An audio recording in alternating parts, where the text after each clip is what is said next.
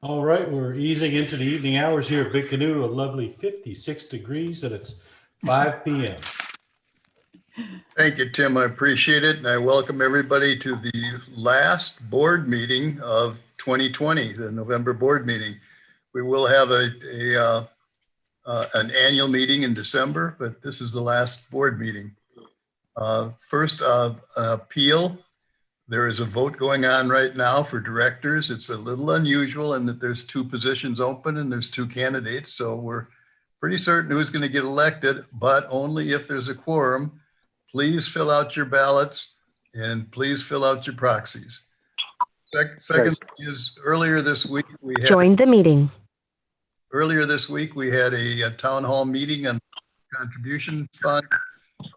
Candy will be talking more detail on this, but I'd like to make sure everybody understands that at bigcanoeccf.org, there is a video of that meeting. It's around 40 minutes.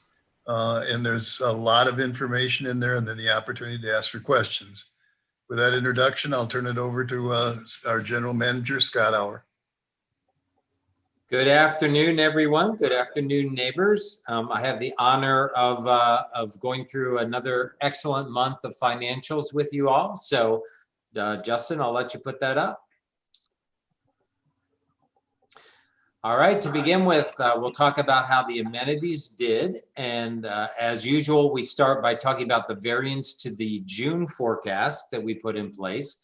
The clubhouse did extremely well and had a positive variance of 52,000 against our June forecast. Golf was pretty much right on plan, $1,000 off, $1,500 off.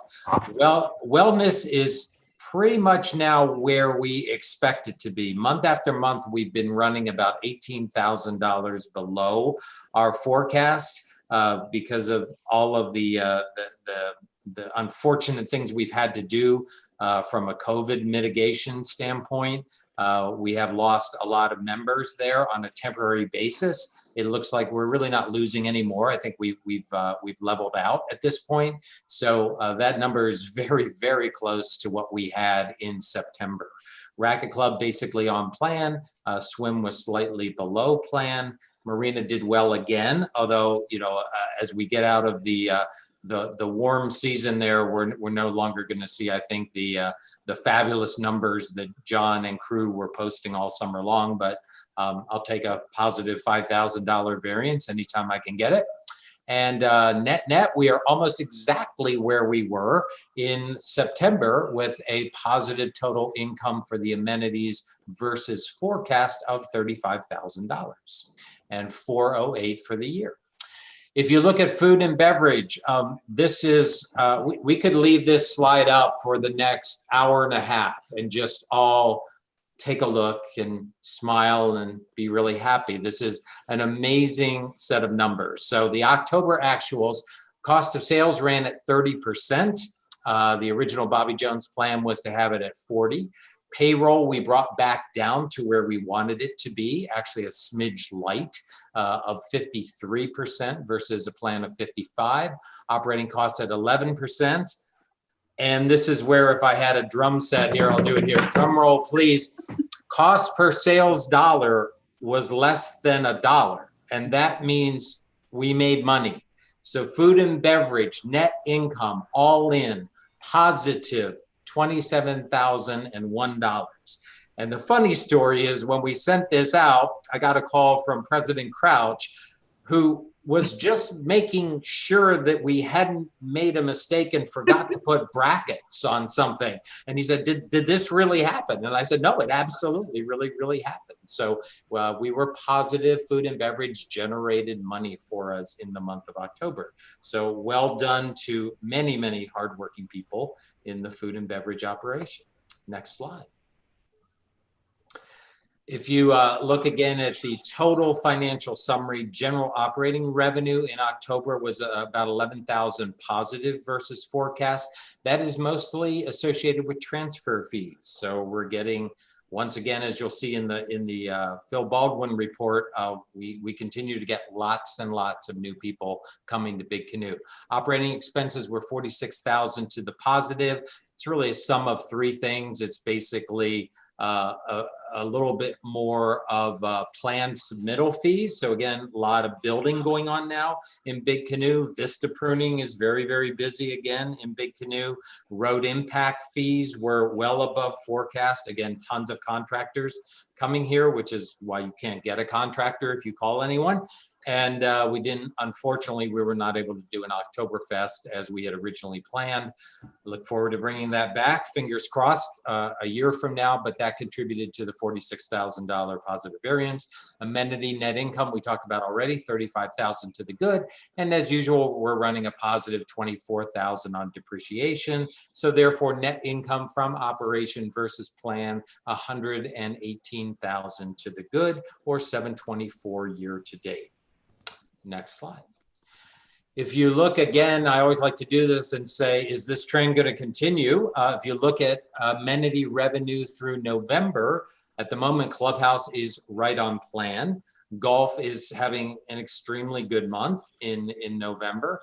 Wellness Center, again, about that same percentage that we're expecting now. This is where we've settled out with Wellness Center, and we've incorporated that into our 2021 planning. Racquet Club on plan, and Marina's done really well. So we've had some beautiful weekends, some amazing leaves. Once again, I couldn't get a boat. Thank you, John. So therefore, our net income from operations is running at 11% above forecast at the moment, halfway through the month.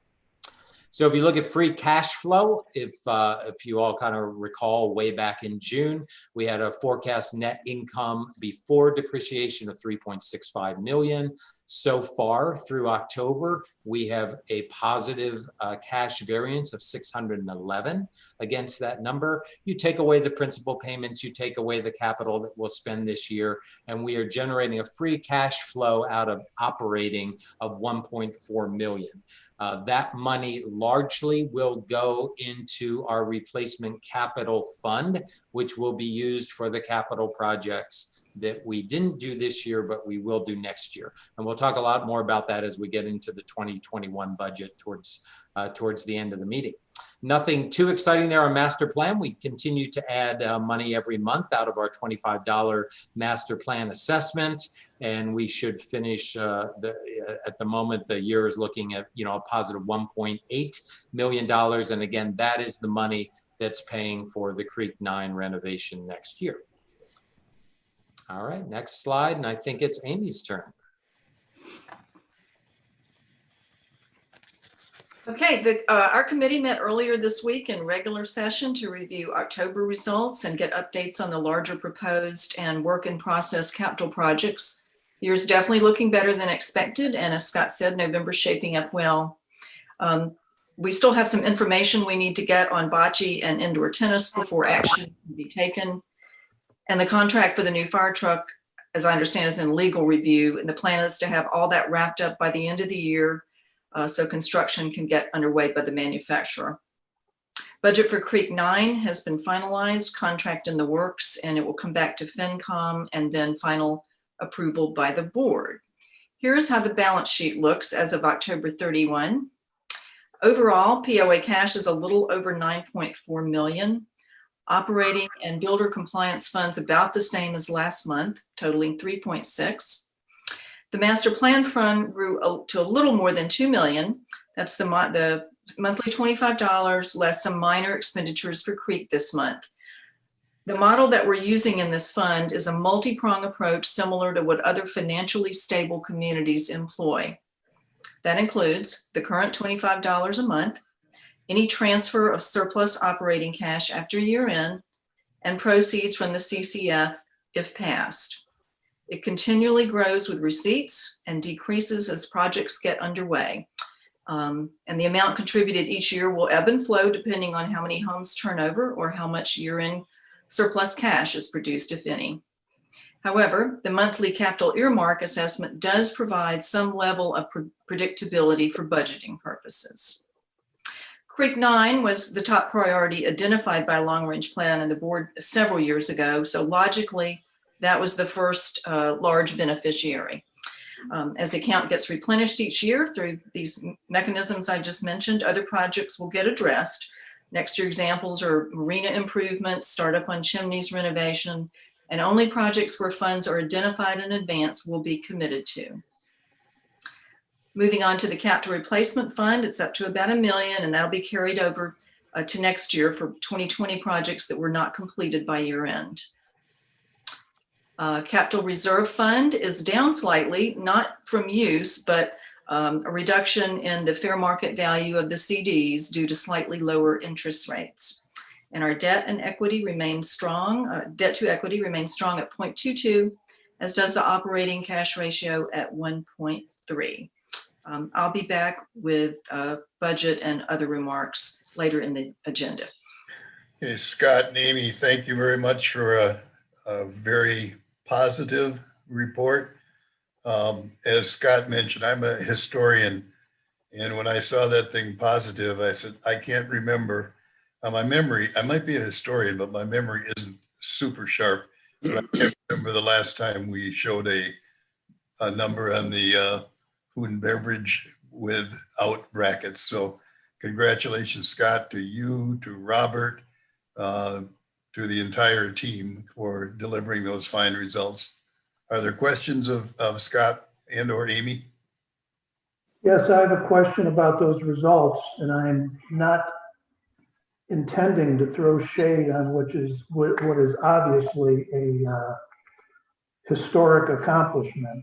And I, second the hats off to Scott and Robert and the team that he's assembled, that they've assembled down there. But I am curious about the cost of sales, 30%. Are there any special actions or programs or whatever that you have or that have been implemented that indicates that that is going to be the new normal? Or are there, like in the accounting world, a lot of times you see these things, well, we reversed an incorrect entry or something like that. So if you would just like to talk about the 30%, that just sounds too good to be true. Not that I'm doubting it, but just on a go forward basis, I don't think we can plan on that. We should always plan on something from 31 to 35 is where we need to be running.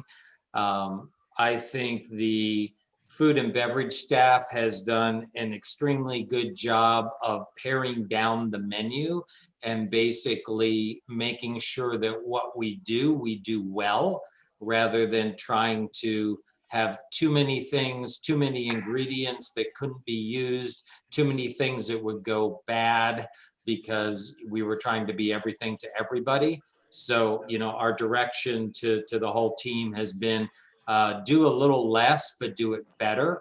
So I think you're seeing that benefit in our waste situation. I think we've also got some awesome people there now, like Brett and Jonathan in their roles with Robert's leadership, and they're paying very, very close attention to ordering, which is not something that was always done well before. And I think they're also watching their liquor costs closely.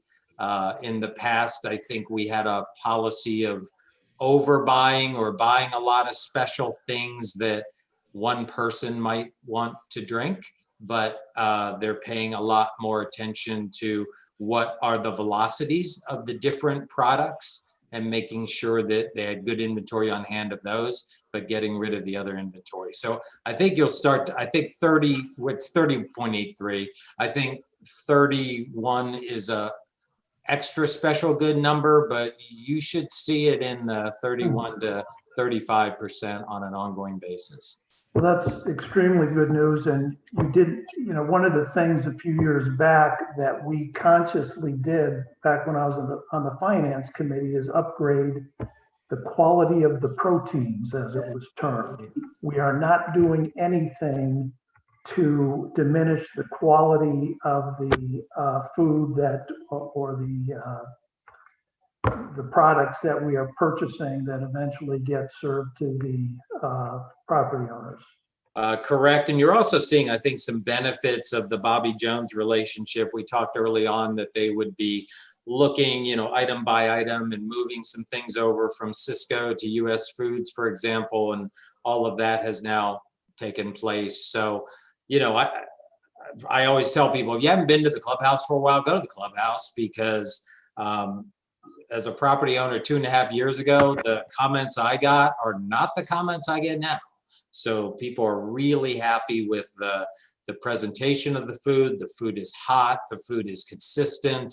We can always look for improvement things, but the comments are very different from what they used to be. So try it again. God, I think, and also Terrific. to expand on that Bobby Jones links, Nicole is on here and Gotam is not, but thank you very much. I think we're seeing the benefits of the 17-point improvement plan, and that is making itself evident, and appreciate very much their contributions to that. Any other questions on Scott or Amy? Okay, Phil, I'll turn it over to you for the sales report. Thanks, Bob. The market continues to be very hot in Big Canoe. We have 31 listings currently in the community. That's up a couple of days from what I told you a couple of days ago when it's 29. 31, but we got one listing today and I sold it. So we're back down to 30 by the end of the day. The listing prices are from $235,000 up to $1,499,000 for our top price listing. One condo is listed currently at that $235,000 range. In the month of October, again, 31 homes listed. September was the same at 31. And then you saw the decline from the prior months, 53 in August, 78 July, 104 in June, 123 in May, up to a high of 132 back in August of last year. So the number of homes available continues to shrink or level out in that 30 range, but homes are selling quickly and at most all of the money. A good rule of thumb in Big Canoe, if a home needs a good bit of work, it would typically sell for about 90% of the value of asking price. If the home's in really good shape, nicely maintained, around 95%. But again, we've had a few homes that have sold for full price, so that's very good news.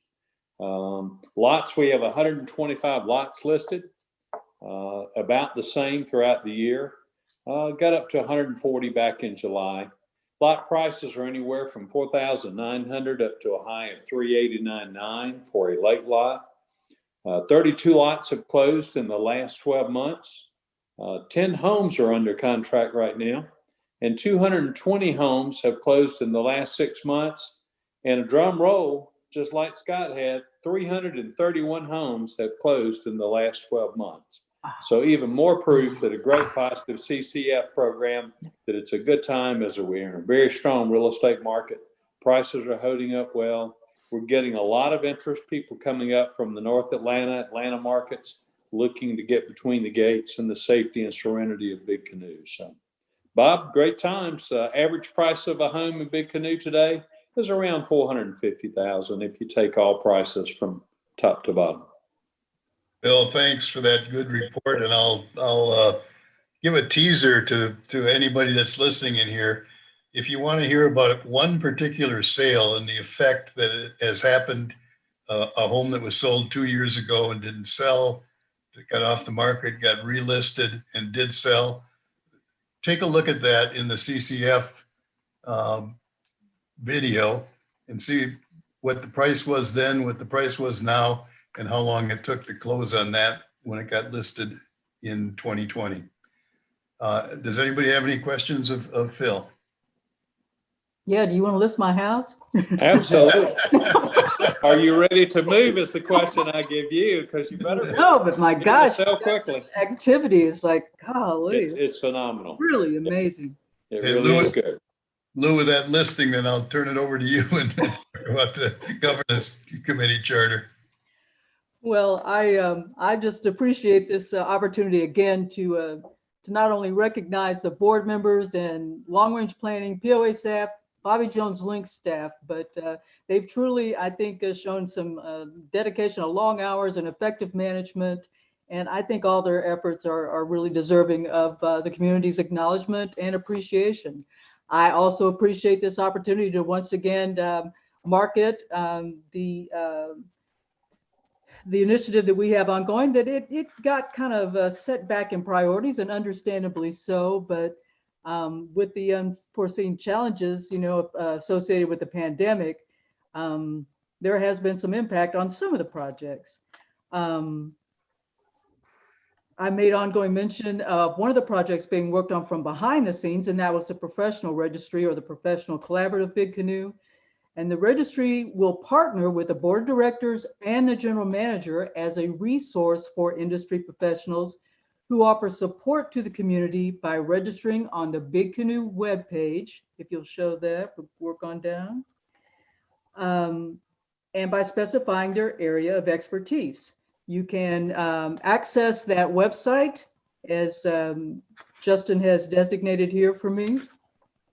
And in the spirit of volunteer service and professional dedication, members may be sourced from here to help with professional assessments and opinions, and a host of support opportunities lent from the spectrum of the projects and initiatives that we have ongoing. This year, this program development has slowly advanced because of the prioritized efforts with both the Creek 9 and the Capital Contribution Fund initiatives, in addition to a couple of other projects implemented under the Bobby Jones Links contract.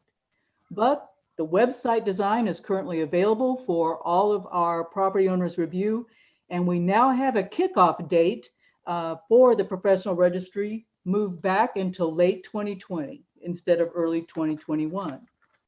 It is in the pursuit of our competitive business results and operating efficiencies and leadership responsibilities that we've set out to establish this professional registry for use as a viable resource by both the general manager as well as the board. Go ahead. This shows you with some of Justin's outline here what the website currently looks like. And for all interested people, I ask that you check that website out. I can tell you that during the last day and a half, I've received emails and phone calls about people interested after they've heard about particularly the upcoming, initial project.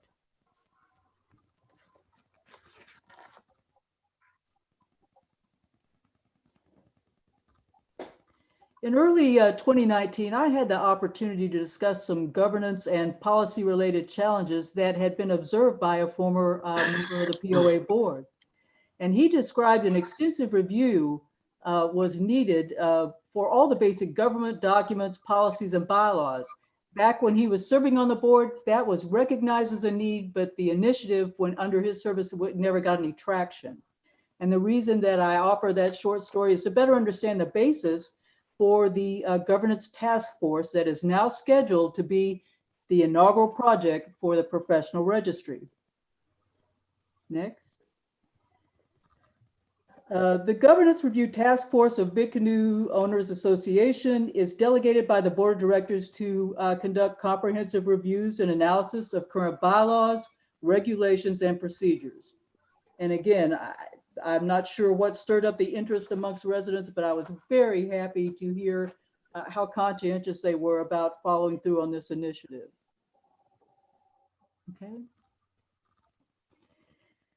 The board's work in 2020 with the pandemic challenges and more as we now merge into 2021, I can tell you we're focused on the responsibilities of leadership and more effective two-way communication paths between the board as well as the staff and Bobby Jones Links and of course the community.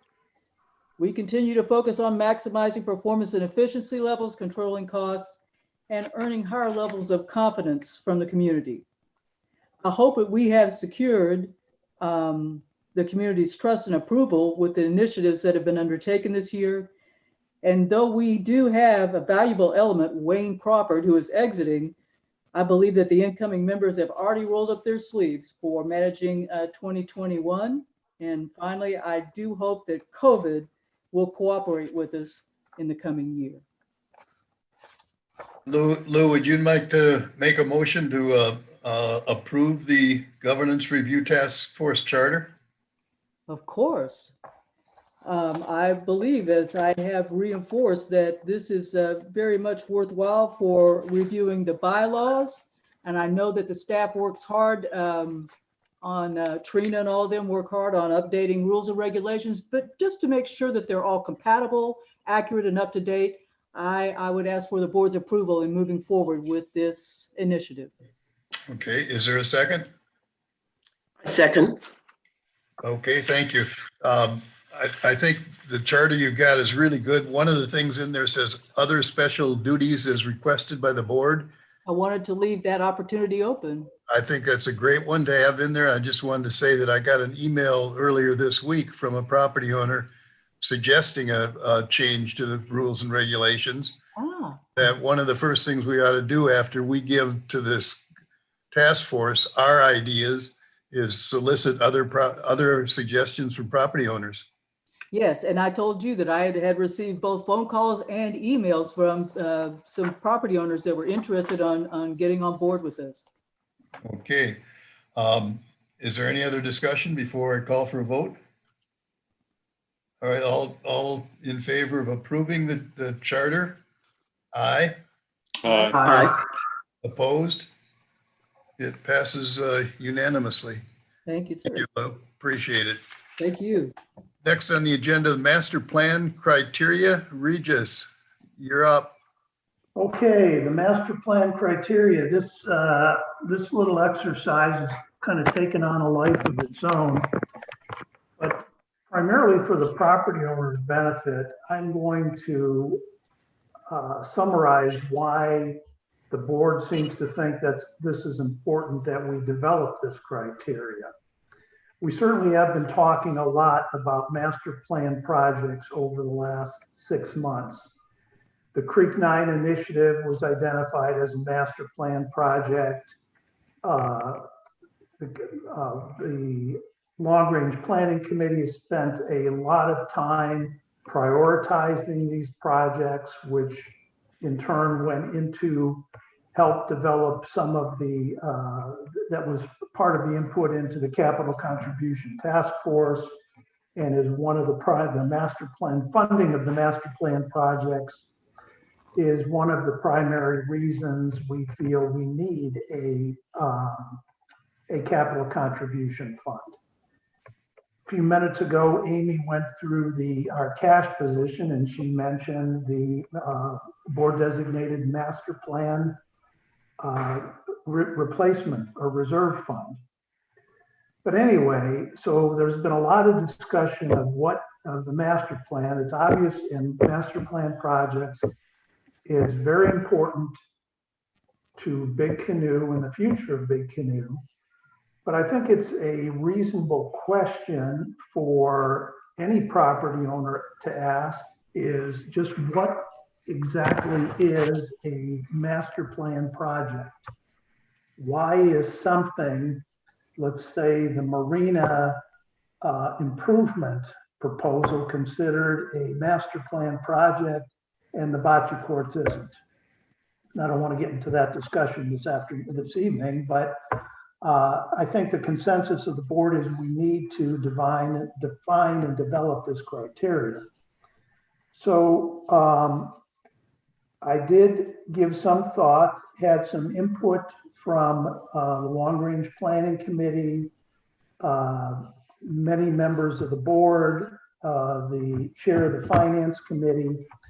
And while we have not yet finalized this criteria, I think it is starting, we're starting to take a final product or a final definition is starting to come into focus.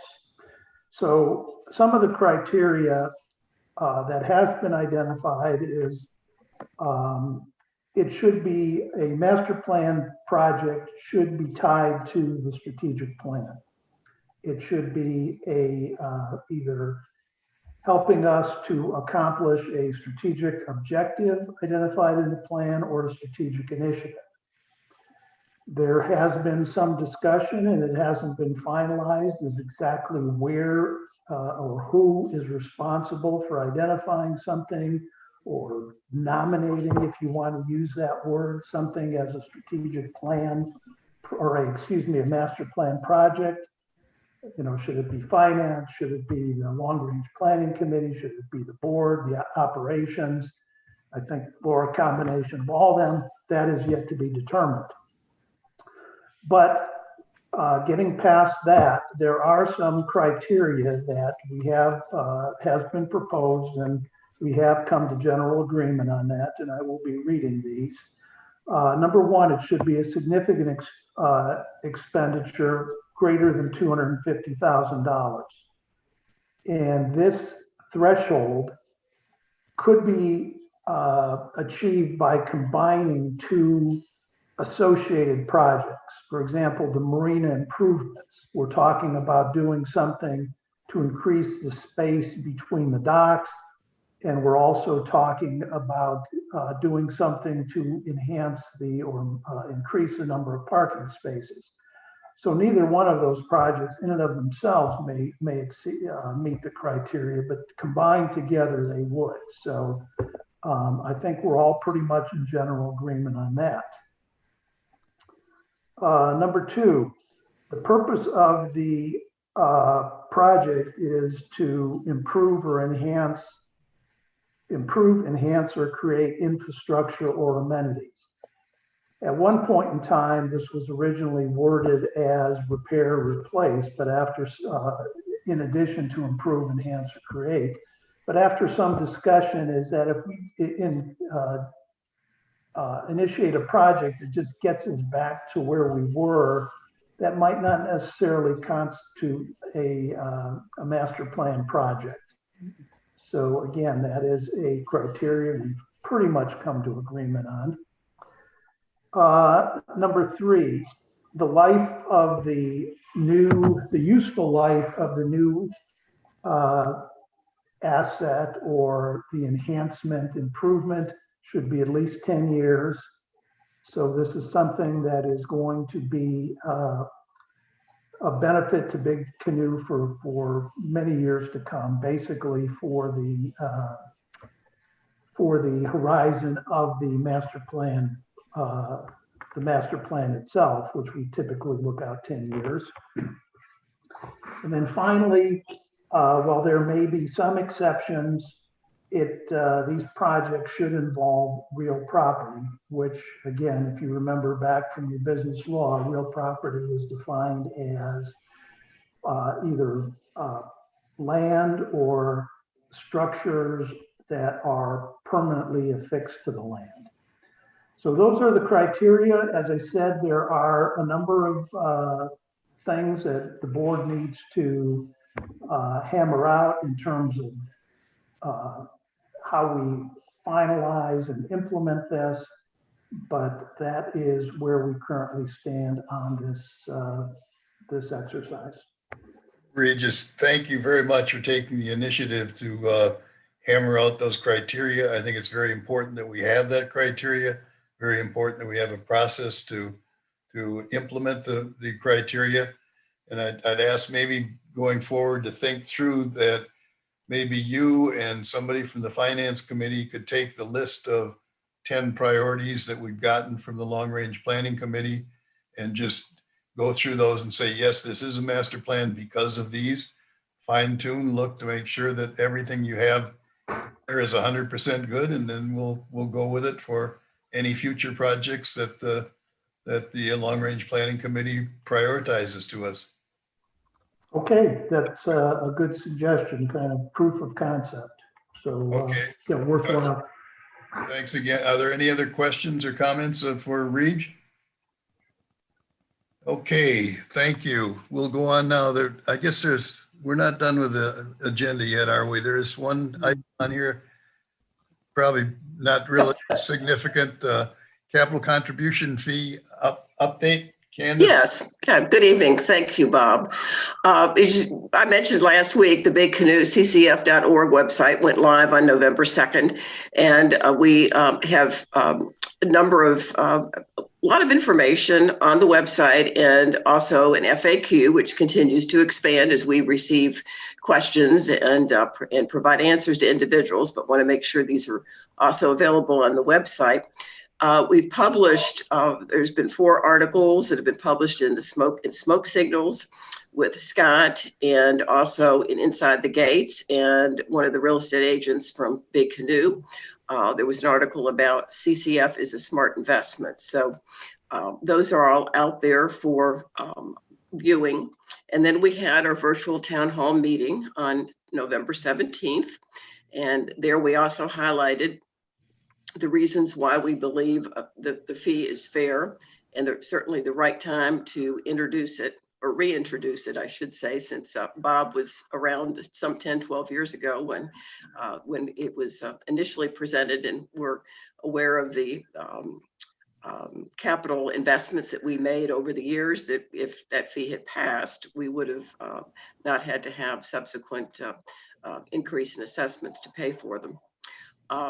We have ballots going out on December 2nd, and we ask that they have to be returned by December 30th, and we hope that we'll announce the vote for the CCF on December 31st. Oh, and if you all have any questions, I forgot to mention this, that there is in the website, the CCF website, there is you can submit a question through the website, or you can use Ask the POA to do it. And you may also call me or anybody else on the board to route questions to us. Thank you, Candace. Any questions, comments on Candace and the CCF? Thank you much. It'll be a happy New Year, December 31st, when we get that vote in. There is another item actually 2 more items on the agenda. The 2021 budget, that should be quick. That should be easy, right? Let me make some comments before I turn it over to Scott and Amy. When the board first reviewed it, I made the comment that this is the first year of Scott as our new general manager putting together a budget. It's our first year of the finance committee reporting to the general manager. And very significantly, it's the first year that Bobby Jones Links has been involved. And Nicole Brook, who's CFO from Bobby Jones Links, was instrumental, as was Gautam Patkar. Lots of firsts. For me, it's the 7th budget that I've reviewed as a board member, and it was by far the most improved process.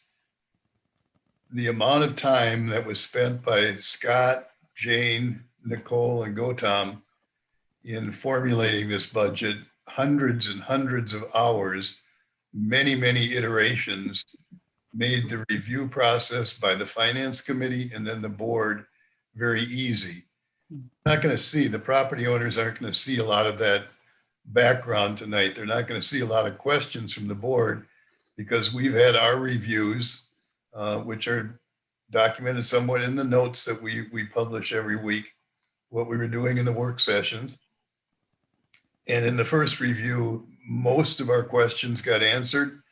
The second review, we had a dozen left, and we went through those, and they were answered to our satisfaction.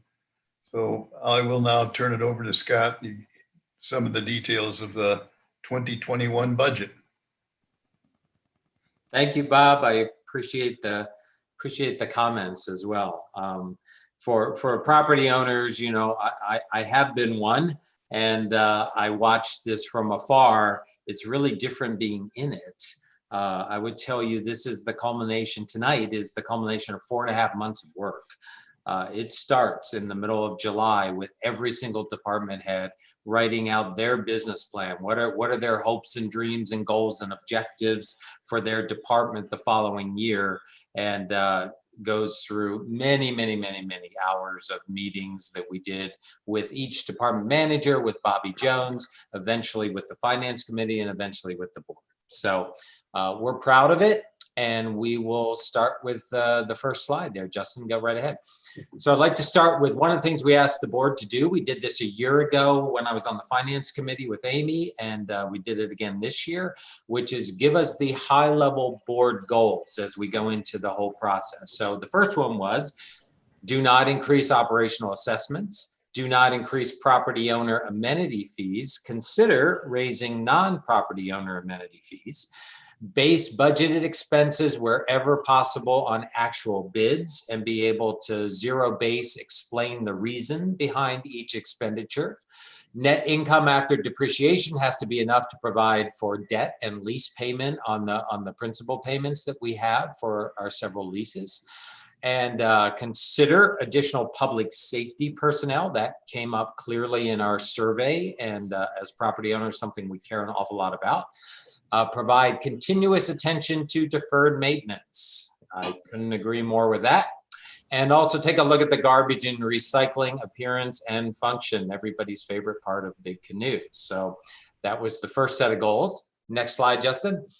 Mine were a little bit more specific to my team, which is I would like to have the net income before depreciation be somewhere between 4.1 and $4.25 million. Where did that number come from? It comes from allowing for $1 million of debt service, which is roughly what we have. And we tried to fund about $3 million of capital a year, which is the amount roughly equal to our depreciation. And if you take away 4 million from those numbers up there, that gives me a small contingency, because we're going into another COVID year. And as one thing we've learned about this year, not too much is predictable. So having a little bit of contingency is a wise move. The other thing we tried to do is said for the first time in a long time, we had done a property owner experience survey, satisfaction survey. So we had good data going into this cycle about what property owners thought was working well and where we thought we needed improvement. And we tried to base our staffing decisions and our investment decisions on the lower numbers where we knew we needed to improve. So next slide. Key assumptions. This is crystal ball time on this first one, but we follow closely what the CDC says. We have partnerships with Northside Hospital that we talk to. We're assuming the COVID implications continue through June. And what does that mean exactly? The two biggest areas that COVID impacts us as far as amenities is in the fitness center. And we talked about that earlier tonight, that the fitness memberships will remain low until we all can start relaxing our guard a little bit. And we assumed that that would be next summer. And also dining, there are just people who do not want to dine indoors in this situation. And I totally get that. So, we based our inside dining below historical levels. We looked at all positions. We spent hours, Tom and Jane and Nicole and I, on job descriptions, wages. I got benchmarks from other cities, because in many cases, cities are better benchmarks for us as far as salaries, because clubs don't have a lot of the functions that we have here. So we benchmarked some city experiences and positions, and we modified those as required. We looked at new positions. Investing, we talk a lot about capital here, capital projects, master plan projects. Well, people are capital too. Human capital is critical to the future of Big Canoe. So we looked at new positions created as indicated by the survey results, not randomly, but in certain targeted areas. We challenged Tom and Robert to look at the food and beverage operation as if they were investors buying a restaurant. So function more like a private restaurant. For 2 years, I heard lots of property owners say, we go to Home all the time. We go to Sourwood all the time. Why can't we be just like them? Well, they follow certain rules, and we're going to follow some of those same rules. So function more like a private restaurant. That included eliminating the property owner discount on food and beverage purchases. That nets us $29,000. We don't have any food minimums here. We don't have any social memberships here. Therefore, having a property owner F&B discount really just doesn't make much sense. So we eliminated that. And we have worked closely with Bobby Jones, and you guys will be seeing a lot more about this come first quarter, on a brand new amenity plan, looking at everything we've done, how many different categories we had, how difficult it was for Terry Sawyer to sell it. And we've streamlined that plan, a lot more to come on that, but we've added 20,000 of additional net income for that new amenity plan. Next slide. So if you look at key features, we believe our food and beverage loss baked into this budget will be $378,000 next year, compared to $779,000 in 2019. A point of reference, we think will probably come in around $500,000 loss this year. Again, we still have COVID. We know that our dining is still going to be down a bit. 378 continues the improvement that we've seen this year. We've looked at planned fee increases that net us about $88,000. That includes storage yard fees, but with improvements to the storage yard. So we're making some capital investments to improve that entire facility, including some type of a dump station built in there. That'll add a lot more value. We try to increase fees when we add value, not just increase fees for the heck of it. Marina slip fees would increase after we move the docks. Contractor transponders are going to go up a bit, and cart fees were planned a year ago when we purchased the carts, which are Cadillac carts. We always had a plan to go up another $1 for 18 holes on the cart fees. We're implementing that. That was part of the original purchase or lease decision on the carts a year ago.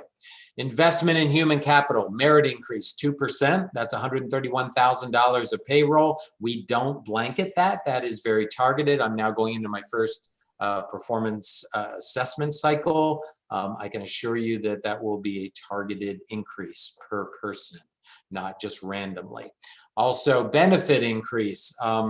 Boy, this one's tough. We only found 2 people who wanted to quote on our medical benefits. One wanted a 40% increase and one wanted a 29% increase. We were able to get the 29 down to 23 with a few targeted things. That still nets a $146,000 increase that we had to absorb within this budget. Communications and marketing department. Why pick that one? One of the lowest scoring areas in our property owner survey was communications, communications, communications. We asked the question about 4 different ways, and all of them scored low. So communications and marketing is a key area of investment for us going into next year. We started that with the Ask the POA feature, which has been really helpful this year. So much more we can do there. So that's where you see that investment in human capital. Firefighters and safety. We recognize that we need to be able to add an additional 24/7 individual, 1 head count there basically for 24/7 in the fire department. That provides us additional safety. If there's ever a big structure fire, 2 people have to go into the house, 2 people need to be outside of the house by OSHA.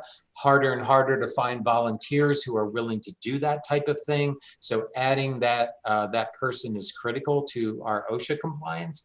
And also, quite frankly, it allows us to have more patrols. One thing that I have heard over and over and over again since June is, with all the additional people coming here, all the rules and regulations, we need to be able to do more enforcement, and that will allow us to increase our patrols to do that.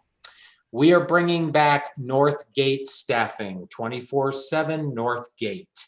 I know all the reasons it was taken out. I feel as a property owner, when I moved here, that was very important to me and my wife to have gated staffing 24/7 in both places. We're bringing that back.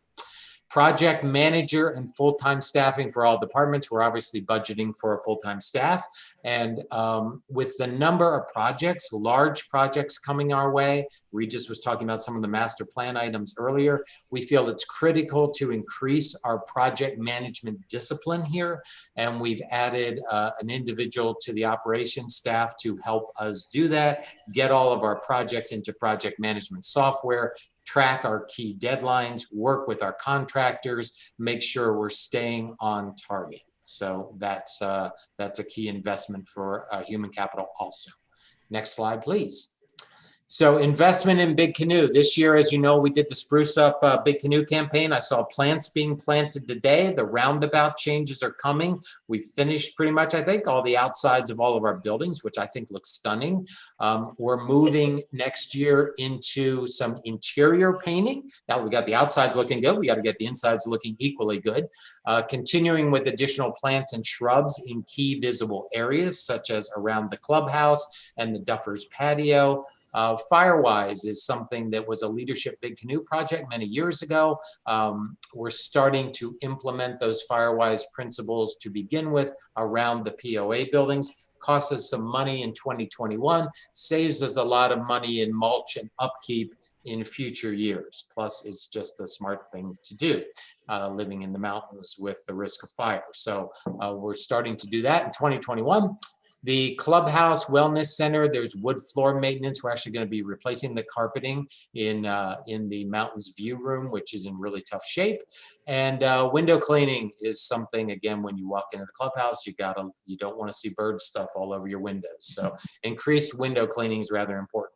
Also, property owner activities, since we're betting on the fact that we can return to a little bit of fun next year. We have July 4th fireworks and Oktoberfest back in the budget. God willing, we'll be able to do those things. So that is in. Property owner property insurance, 12% increase. Nothing gets cheaper in the world of insurance. So we have to absorb that cost as well. And then garbage facility, we are doing a couple things. Number one, we're putting a transponder gate on the garbage facility so that it's only useful by people who are either property owners or have been renting a home and have a pass, or actually that's really it. And then we're also doing some things to add additional trash compacting capability at the garbage facility, because it's out of control and we need to fix it. That takes us into the world of capital replacement. We are running a budget next year of 3.6 million. Again, as I said at the beginning of the meeting, the cash surplus that we're running this year, much of that will go into the capital replacement fund to fund the fact that we didn't do some things this year. We will be doing them next year. For example, road paving. We have a big meeting coming up with the water folks to talk about exactly what roads are left to do, where can we get in, where can we start repaving as soon as it gets warm next spring. We've doubled our road paving budget for next year. Time to do some catch up on road paving. Swim dock has been something that has been deferred for a while. That is the dock in Lake Disharoon, where you launch your kayaks and paddle boards and some paddle boats and stuff from. That dock is in really tough shape. That needs to be torn out and fixed. New bocce court construction is in the plan. We have gotten 2 bids back at this point, waiting on a 3rd. So we will be commencing work on that as soon as we go through finance and the board approval. Excuse me, Lake Disharoon needs silt removal and probably the pipe replacement that drains water out of Lake Disharoon. We have money in there for that. Normal things like road shoulder maintenance, some mowers, time to put new clay down on 4 of our clay courts in addition to the 2 that we're doing the clay tech replacement on. The other 4 need fresh clay this year. Some vehicles I have learned in this process, we run the heck out of our vehicles. We're replacing stuff from 2007. Time to replace some vehicles. Plus we live in the mountains and that's really hard on transmissions and brakes and stuff like that. Looking at cart path engineering for like underneath going between Cherokee and 4 and 5. That's the engineering work on that. And we have some non-operating security cameras, which is just silly. So time to fix that also. So we've put, those are the things that are all above 50K in the budget, but we are intending to spend about 3.6 million next year on the budget. So that is the high level summary of 4.5 months of work. Scott and team, thank you very much. It's noteworthy that this budget has no assessment increases, and yet we're making significant investment public safety, communications, and project management, all areas that were highlighted in the property owner satisfaction survey. So let me ask first for a motion to approve this budget as presented. And Oops, one sec.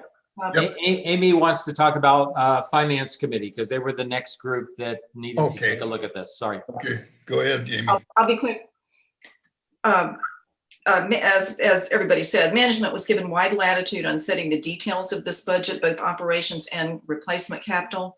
The general directive was to make Big Canoe safer, cleaner, more cost efficient, more beautiful, and better informed, while covering our required expenditures, but with no general assessment increases and only targeted usage fee increases.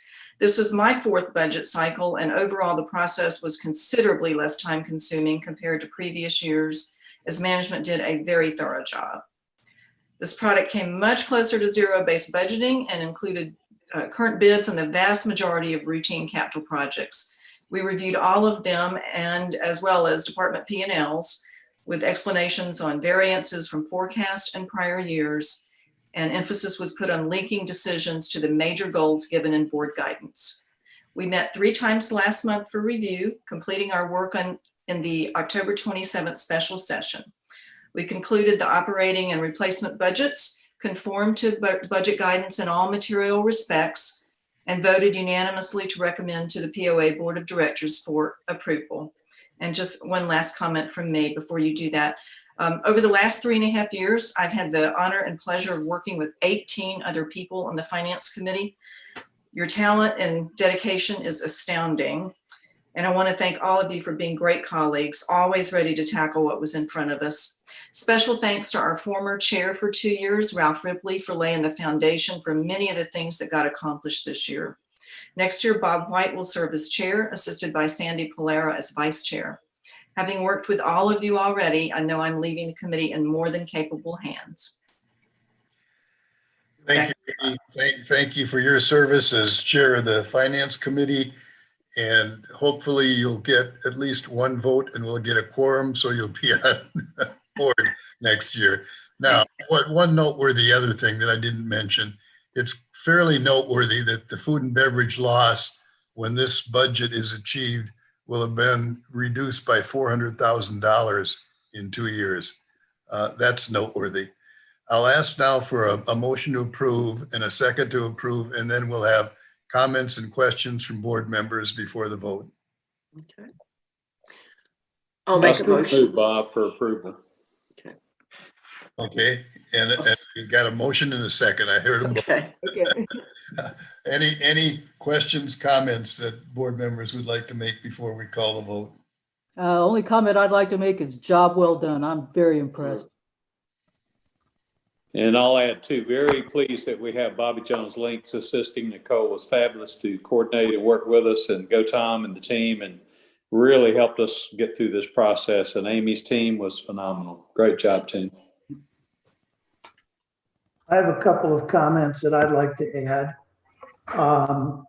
First of all, I echo the comments of Lou and Phil that this was a very professional product that was put before the board. It was obvious there was a lot of time, effort, and rigor that was put into the process before the budget came to the board.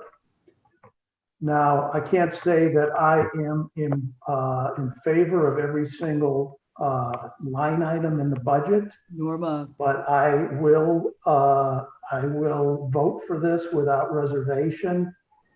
And I think we are seeing, and this kind of to add to what Bob said, is we are making significant investments in areas like public safety, communications, the beautifying Big Canoe, the appearance of Big Canoe, all things that will add to the quality of life for property owners. So we're doing this without any increase in dues or assessments, as Bob said. And the way I like to look at this, and my simple mind, is we are no longer wasting money on things like losing over $750,000 in the clubhouse, but we are now spending money on things that will benefit all of us as Big Canoe property owners. Now, having said that, I think the other thing that I think Scott and his team and the board take very seriously is the fact that there will be accountability. I think Scott is going to demand that of his team. He already has demonstrated that he demands that of his team. And when we,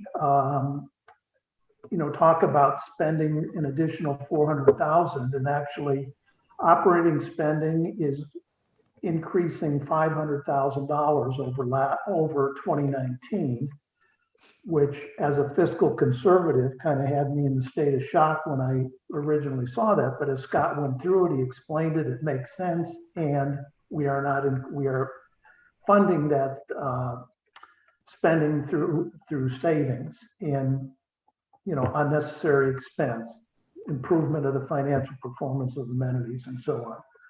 So having said that, getting back to the point of accountability, that these are investments we are making, as Scott called them, in human capital and other things. The property owner and the board expects to see that these improvements will be realized, and Scott and his team will be held accountable to make sure that these improvements are measured and noticeable. So with that, I'll get off my soapbox. Thanks, Regis. Candace, do you have some comments you'd like to make? No, I was just very impressed with the vetting process that we went through at the high level, the questions that were raised by the board, and the parking lot items, we'll call them, that went into the next week with Scott and his team going back in and looking at revisiting some of the questions that we had. So I thought it was very, very thorough. Thanks, Candace.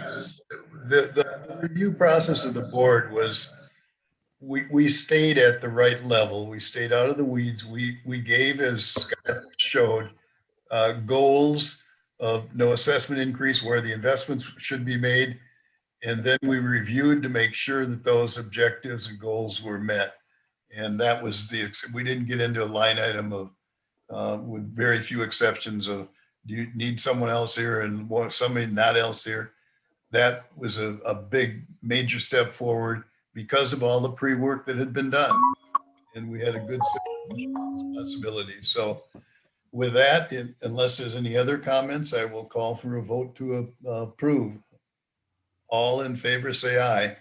Aye. Aye. Aye. Opposed? Passed unanimously. Thank you very much. And one final pleasant item on the agenda is renaming of the park. I am going to move to approve the Trails Committee request to rename Waterford Park to the Ken and Billy Ann Rice Park. Ken and Billy Ann's contributions to the area predate the existence of Big Canoe. Ken was the point man for Tom Cousins' initial development of Big Canoe, and you can read about Ken's contributions in Smoke Signals and Inside the Gates. But the Rice's numerous achievements touch all of us, even those who have never met them. Have you played or walked the Cherokee Golf Course? It was made possible with land provided by the Rices. Have you eaten at the home restaurant? It was built by them.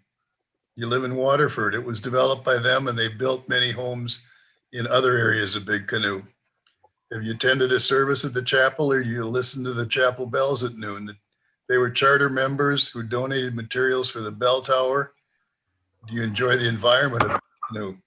Ken was a longtime member and chair of the AECC, and Billy Ann served on the board when the Conservation Committee was created. Those who have attended LBC Leadership Big Canoe have likely heard Ken speak on its history. All who enjoy the serenity of Eagle's Rest can thank the Rices. The contributions of the Rices are unparalleled and continue to provide a better experience for owners and richly deserve the proposed recognition. So that's my motion. Would somebody like to second it? I second it. Okay, are there comments or questions? Hearing none, all in favor say aye. Aye. Aye. Aye. Opposed? That's unanimous. Thank you very much. We'll adjourn the meeting and then reconvene for questions. Justin, whenever you're ready.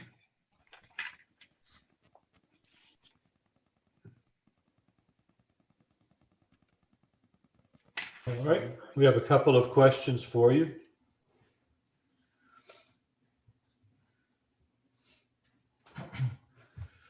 Sandy Lipkowitz, lot 2221. If the capital contribution fee is voted on and approved, will homes that go under contract before the effective date of the CCF be grandfathered in and not required to pay that fee? Amy, you're a silver-tongued orator. Do you want to answer that one, please? I'd be delighted to. Can you put the question back up so I can make sure I get it precisely? Yeah, it's will the homes that go under contract before the effective date. What we're going to do to make sure that we're fair is that we won't know the outcome of the vote until, what, the 30th of December, roughly.